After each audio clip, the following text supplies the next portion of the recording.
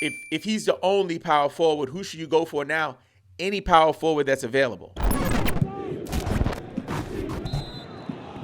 This one is from Christianer. He says, what should I do with Evan Mobley in my power forward position? He was my only power forward.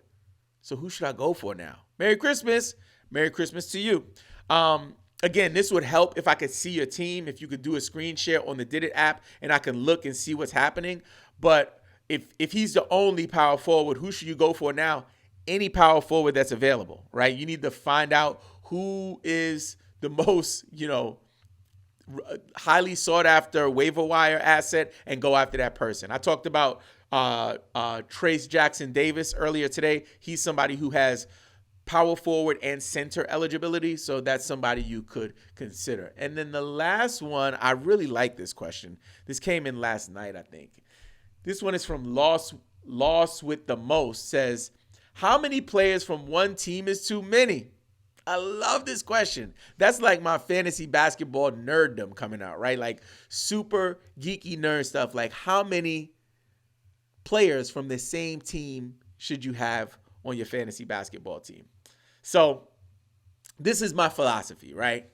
So for me, I don't want too many because if I have too many and they have a bad schedule, I'm screwed. However, I'm okay with having too many if some of them are just for streaming. So if I'm grabbing players from the waiver wire and I'm just using them to stream for a game or two and it's not a long-term play and I'm just looking at it like, hey, I'm going to grab all of these Phoenix Suns players because they have a great schedule. So I have Booker, I have KD, but I also grabbed Eric Gordon and maybe Grayson Allen because I know they have a bunch of games.